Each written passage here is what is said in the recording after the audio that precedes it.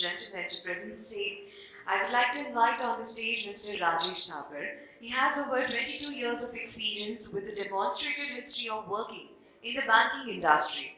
He is skilled in ISO 27001, IT strategy, management, pre-sales and management, information systems.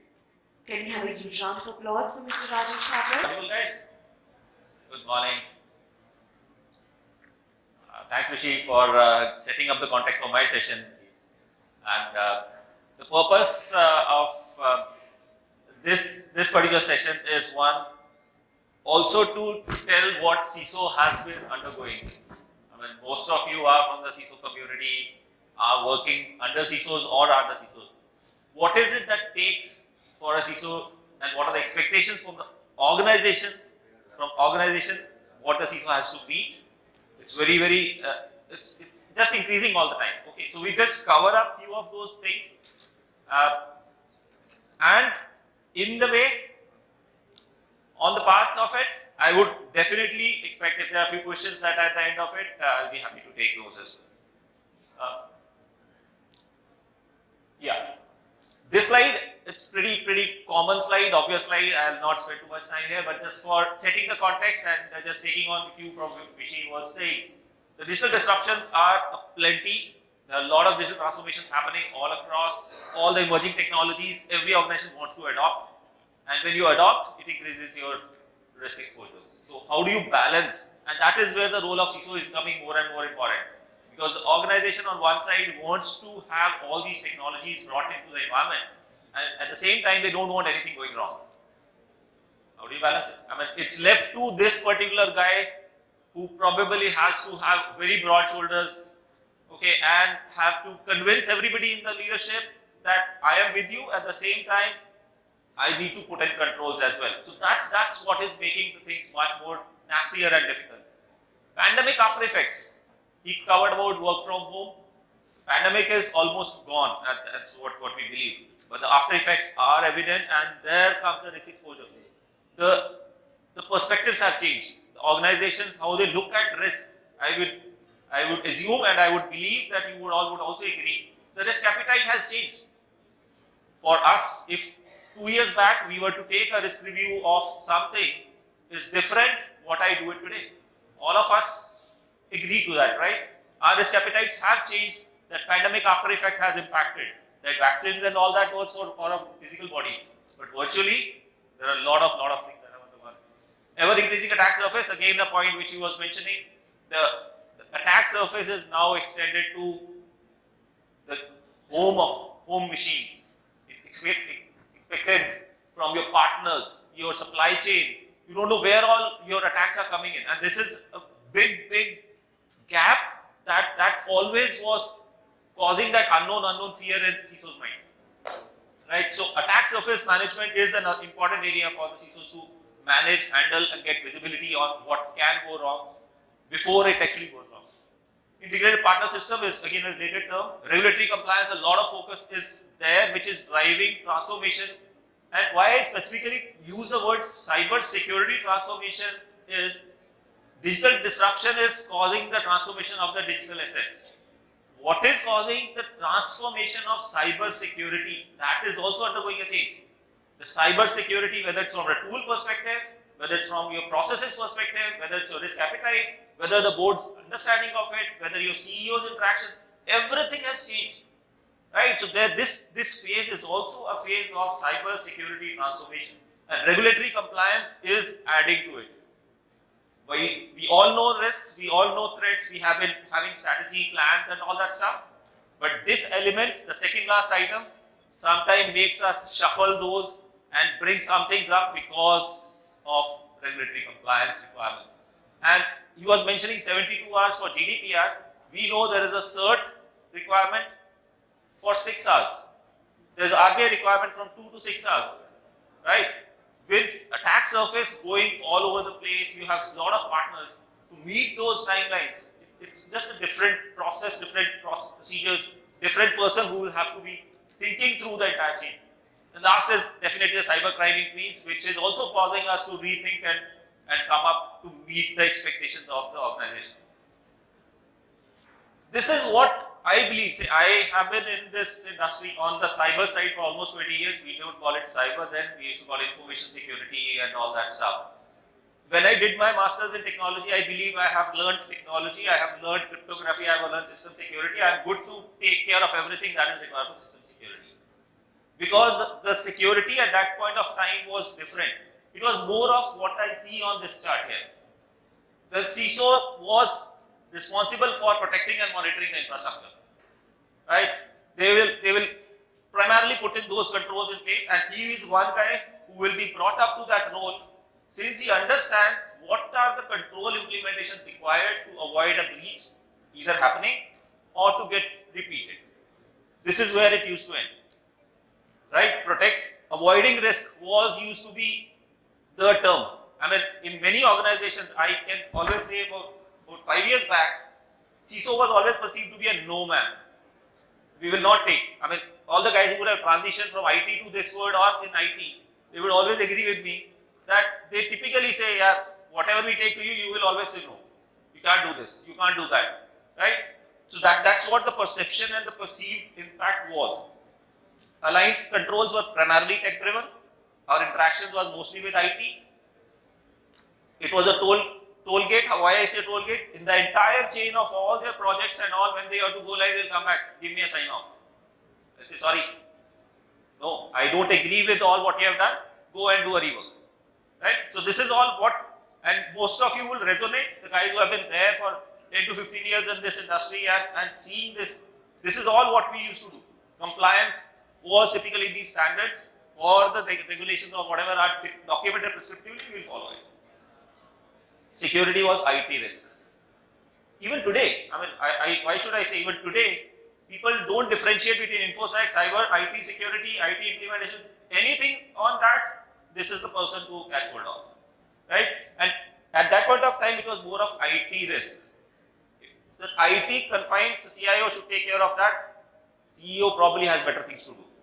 That's what was I mean, please accept my comments if one of you is a CEO, but that's how things were. CEOs did not spend, unless you are an ITES organization where this is required for you to get the client business. If you are on the client facing side, this was never the priority. Cyber awareness, it used to end, and the second last item, it's limited interactions with CEO. But how it has changed is something which I just want to, this is what is the new CISO. This is what is the business enabler. This word, I would just take 30 seconds, it's a conflicting word. For a CISO, if you really take a hat of a business enabler, you will try to compromise on what your core role is. So that is where it becomes very difficult, and sometimes you have to be a smart enough CISO to balance both sides. The protect and monitor is now plus why I say this is still required, but you have to think of resilience. Things can still go wrong. We all know things can go wrong. If it goes wrong, how quickly can I be back on my feet? And am I thinking that? So next gen CISOs or the business enablers has to give that assurance to the leadership. We are ready, we will prevent everything, we will monitor everything, but things go wrong. This is the plan B. This is how we will be able to assure you. Avoiding risks changes to manage risks. There is no avoiding risk in today's scenario. In digital transformation journeys, if you tomorrow put your foot down and say, sorry, you can't do this, and this, without telling how it has to be done, I can tell you in most of the organizations, they will start looking out and say, boss, I don't think so, this guy is on the side of the business. I'm making some harsh statement, my friends, but that's what the situation is today. Because organizations want those digital transformations to happen. So how do I balance? How do I say, this can't be done, okay, let's do it this, with these conditions, or this is the way it has to be done. For that one bottom line which you all have to be very clear on, where you need your board support is, get the risk appetite statement approved by your board. Let the risk appetite be not sticking only with this particular position. That is where you will have something to fall back on, that this is the risk appetite within which the organization guardrails are going to function. And if it is within it, okay, let's go ahead with these conditions, and this is how we will stagger. Business aligned cyber strategy rather than tech aligned controls. Obviously, that's how things are working. Security by design instead of toolkit. Now you are embedding. DevSecOps is just one part of development life cycle. But I know for sure you guys are embedding into the product design itself. Leave aside the technical product, even the business product. We guys are interacting with what can go wrong when even the product note is being prepared. So design, at the design stage, if we can embed it, we actually are tagging into the business enablement rather than just being a tech-aligned stuff. Security is a business risk. This is one slogan which you would have heard plenty of times now. It is truly, that is where you see interaction with CEOs and the boards. Board knows this going wrong. They don't know what the impact it will create. That's a paradigm shift that is being observed, and instead of awareness, we are getting into the risk culture space, which is beyond awareness. Put accountability, put responsibility, have those sessions, interact, get everybody. It's an inclusive. There is no security without every cyber warrior in your organization participating and defending.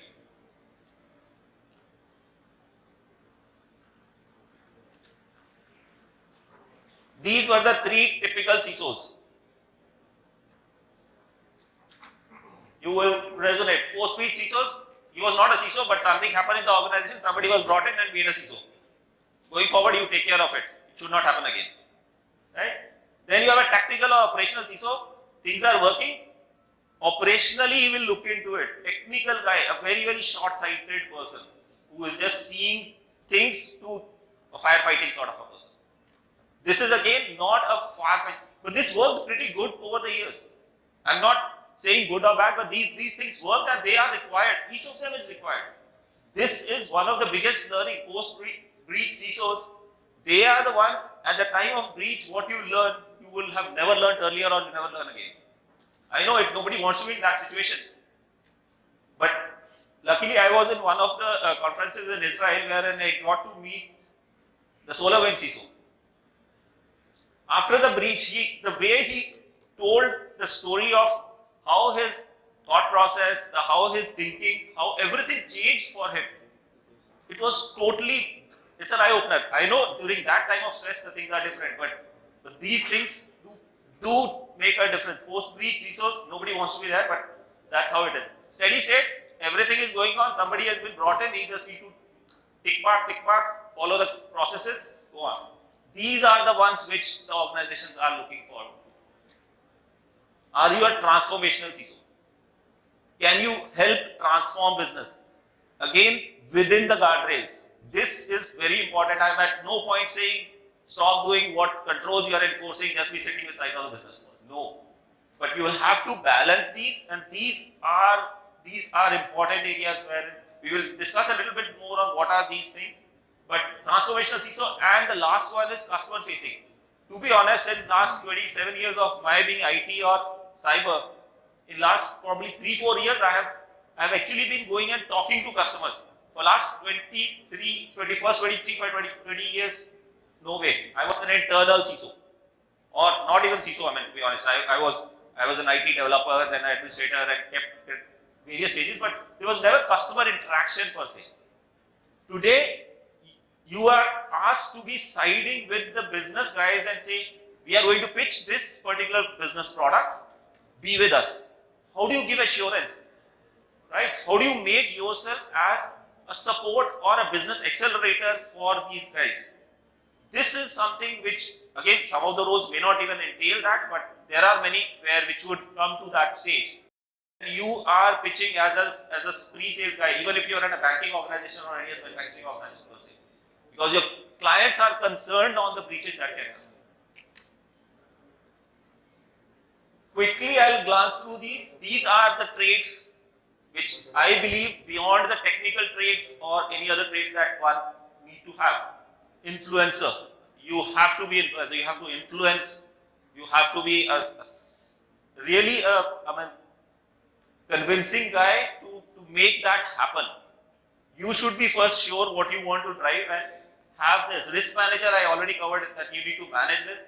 Third trait is also important in these days is talent manager. Vishy was mentioning on resources shortfall, right? The demand supply mismatch. That is one area which is also being looked at from the CISO's perspective. It's a challenge that we face normally today. Because you are not able to retain the talent. You are not able to attract talent. Your talent pool is limited. You don't get the talent what you are looking for. All these things actually make it important that you are also a talent manager. You have to be innovative, you have to think out of the box, you have to speak the language of the business and get him on your side. You have to be a negotiator. Daily you would be doing this.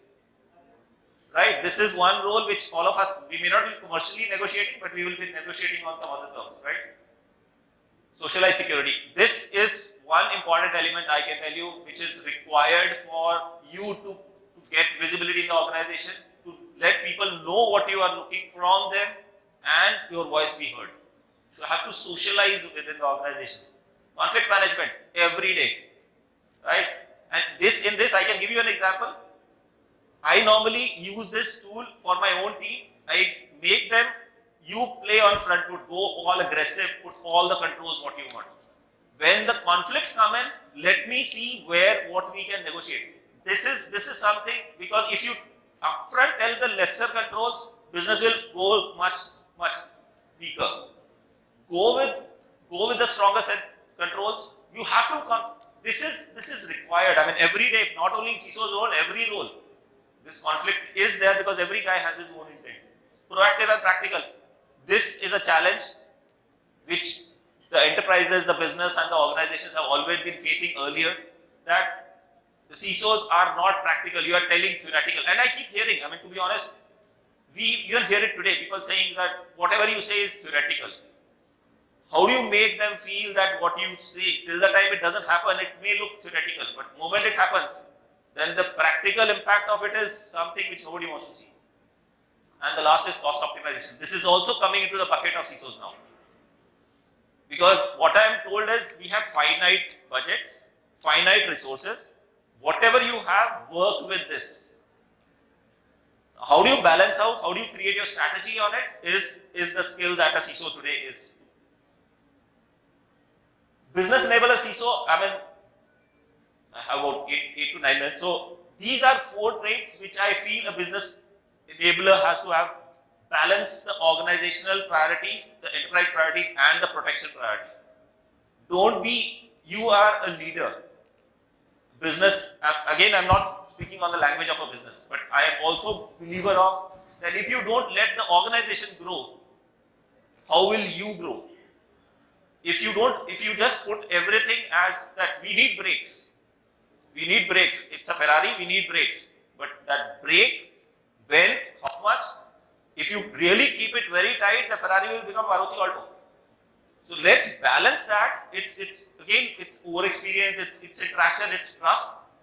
Regular conversation with business stakeholders. How many times we talk? We talk normally with IT. To be honest, even today, if I say 60% of my interactions would be with IT, 60 to 70%. This has to go on with at least a regular conversation with the business stakeholders. Project yourself as value creator. If you can, business will listen to you. Business will be on your side and be responsive. Decision deferral is another problem which CISOs are blamed of. You are not taking either yes or no, because you are deferring it. Let's be responsive. Let's tell what is possible, what is not possible, and what conditions you can agree. This, if you do properly, you will have better C-suite alignment. You will have better trust in the organization. Zero trust is for different purpose, but this needs trust. So there are 2 levels of trust that we have to win. We have to build relationships in the entities, amongst within the organization, but parallelly future risks also have to be highlighted. If I just accept them as is, I'm not doing my role. I have to balance out, be vocal, tell them what can go wrong. Again, I mentioned something on talent strategy. We need to have onboarding, upskilling. The last one is also important, succession planning. Again, sometimes we feel insecure. Including me, right? Sometimes we feel insecure. Succession planning, if I bring an equivalent guy here, what will happen to me? But if I think from a business enabler perspective, succession planning is an important element that has to be factored. Manage your stress, guys. CISO's role are very stressful. Very stressful. Sometimes it's because of these discussions, meetings. Sometimes we know what can go wrong. We are taking some of those calls. Manage your stress levels. It's nothing to do with this. This was just an outlier. I just put a box there because this is required. Your own physique, your own health is also important. Put your work-life balance also somewhere. Don't get too much stressed out and negative impact. Go with metrics. These metrics would actually help you show how do you grow, whether you are making an impact in the organizations, whether that ROI is being given. Okay, so bell is rung, so I'll probably go with the last slide. Keep challenging your controls. What I mean by this is, what was good 6 months back, 1 year back, may not be good today. Right? Keep challenging yourself, irrespective whether somebody else identifies or not. Just think through whether the strategy, whether those risks which you accepted, are they good? Maybe some of them may not be. So this is an important, have an action plan in place. Reimagine your data security models, because data is all over the place. Data is moving around left, right, center with the perimeters going around. Do we have inventory of all the information flows? What is our strategy for work from home? This is there to stay. We need zero trust. Vishy was very about zero trust, but zero trust is, to me, it's a wide ocean. I mean, what element of zero trust we need to focus on? Have your priorities. It is important. End of the day, zero trust is required, and security function was built with a zero trust model in mind. That is where it was always kept to be in a different vertical. It was in a risk arm. This is all what is expected, what you need to approve. That is always a conservative line of thought process which was always there. Leveraging AI ML to manage your risks. Automation, again, I did not sync up with Vishy, but coincidentally there was quite a sync up with what he was mentioning. Automation is an important area which will help us meet the expectations of business much quicker, have better visibility on the environment, threat hunting, analytics, to read all that. The last one is important, which is again on the side of the business. Once you have these metrics, show that metrics are leading to fewer incidents, non-compliances, and you are proactive there.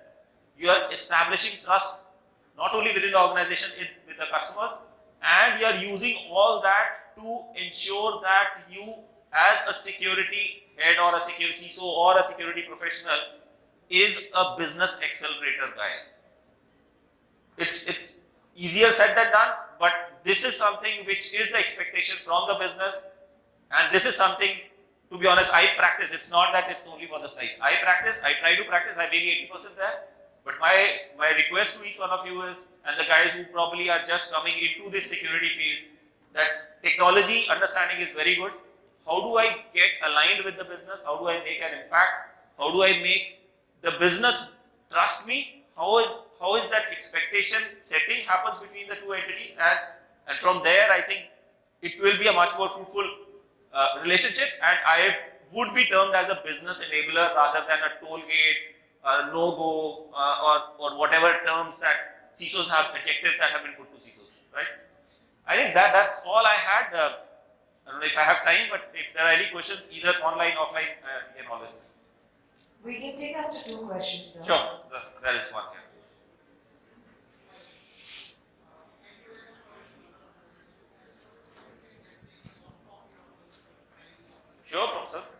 Sure, sure. I think you can reach out to them, or you can send a mail to me. I'll send it to you. Thank you so much. Anybody else? Thank you. There's one. Sorry for interrupting. Security by design. Correct. We also consider security by privacy. Security by privacy. Privacy also to consider. I'll tell you. See, privacy is an element which has to interleave with security. These are two distinct lines, but they are interleaved as well. So privacy by design is also there, security by design is also there. But security by privacy, when you are thinking security, you have to think of everything that can go wrong. It's confidentiality, integrity, availability, and privacy. But when I say design, it has to be from both sides. See, as a DPO, if somebody is a data protection officer, he will try to embed privacy by design. Whether it is with the same guy or not is an organizational call. If it is with the same guy who is heading the CISO and the DPO role, then both of this should be done at the time of designing, because the re-engineering of this is very costly, to be honest. Say, security re-engineering is also not easy. If you have put in a process and somebody tells you after that you have developed the process that these 5 flaws are there, you have to rework, it's a huge effort. But if, especially on the privacy side, to be honest, it's my personal opinion that the bill that was there would have made a significant impact in the business process re-engineering across the sectors had that got passed. Because over the years, the way the data has been shared, the way data has been stored, the data has been communicating between the systems applications was not thinking through those models. And if that come down as an act or a bill, approved and said, "Boss, within next 2 years you have to implement it," it would have been a nasty. It would have taken every organization a lot of efforts, lot of cost, and a lot of process and tool re-engineering. You have to rework on your solutions itself. Because today's systems are not compliant with that. So maybe a longer answer to your short question, but these have to be embedded, these have to work in together, but it all depends on the goals. Thank you. Thank you so much, guys. It was a pleasure here.